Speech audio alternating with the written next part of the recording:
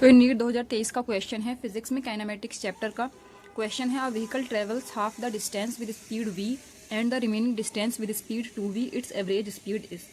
तो ये इजी सा क्वेश्चन है। एक व्हीकल ट्रेवल कर रहा है आधी डिस्टेंस को, मान लिया पूरी डिस्टेंस d थी तो d/2 को ट्रेवल कर रहा है स्पीड v से, और जो बची हुई डिस्टेंस है, जब आधी डिस्टेंस ट्रेवल कर ली तो बची कितनी बची भी आधी, जस्ट बराबर बची, d/2 बची, तो वो ट्रेवल कर रहा है स्पीड 2v से। इसकी एवरेज स्पीड हमसे पूछिए। इसको डायरेक्ट एवरेज स्पीड के फॉर्मूले से भी सॉल्व कर सकते हैं, बाकी इसका एक आसान ट्रिक भी है, उस ट्रिक से भी सॉल्व कर सकते हैं। एवरेज स्पीड का फॉर्मूला क्या होता है?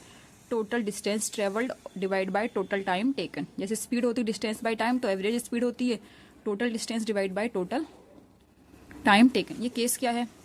मान लिया ये टोटल d डिस्टेंस थी यहाँ से यहाँ तक की, तो ये जो d/2 है वो ट्रेवल की है v से, और जो दूसरी d/2 है वो ट्रेवल की है 2v से।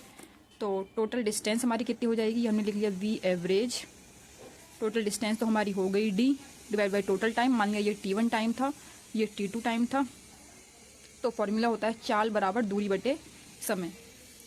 चाल का फॉर्मूला क्या होता है? दूरी बटे समय। तो टाइम का क्या होगा? d/v, तो t1 हो जाएगा d/2 d/v, और t2 हो जाएगा d/2 इंटू 2v, मतलब d/4v।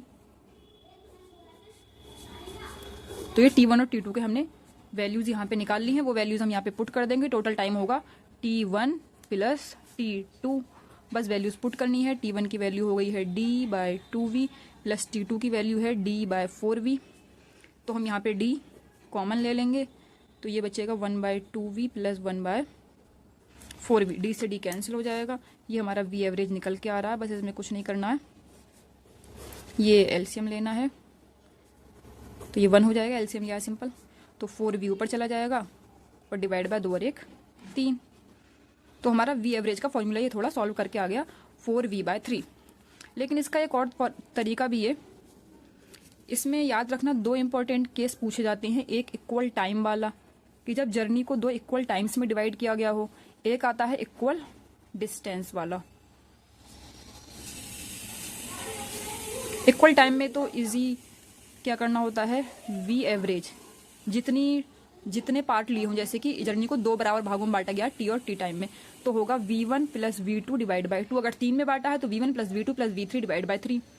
हम 2 वाला केस लेके चलते हैं। और अगर इक्वल डिस्टेंस का है तो उसका फॉर्मूला बन के आता है n। वैसे अगर ओरिजिनल फॉर्मूला देखें तो वो आता है n/v average divide by 1/v1 plus 1/v2, और वो प्लस चलता जाएगा 1/vn तक।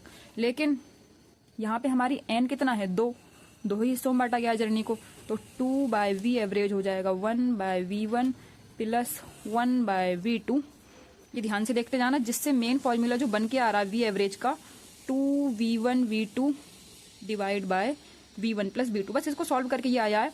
तो आप चाहो तो डायरेक्ट ये वाला फॉर्मूला भी याद रख सकते हो कि अगर जर्नी को 2 बराबर हिस्सों में 2 इक्वल डिस्टेंस में बांटा है तो 2v1v2 by v1 plus v2, और इक्वल टाइम में बांटा है तो v1 plus v2 divide by v2। आप चाहे ऐसे भी याद कर सकते हो, टाइम छोटा है डिस्टेंस बड़ा लिखा हुआ है, टाइम के लिए छोटा वाला formula v1 plus v2 by 2, और इक्वल डिस्टेंस में बांटा है तो बड़ा वाला formula 2v1v2 divide by v1 plus v2। आप चाहे जैसे भी याद रखो। तो बस हमारा आंसर तो पहले ही आ चुका था, 4v/3 इसका आंसर था। ये थोड़ा सा लंबा चला गया एक्सप्लेनेशन इसका, मगर हेल्पफुल हो रहेगा आपके लिए। तो इसका second answer is the correct option for this question. अगर ये क्वेश्चन समझ आया हो तो इस वीडियो को लाइक करना and subscribe for more question practice.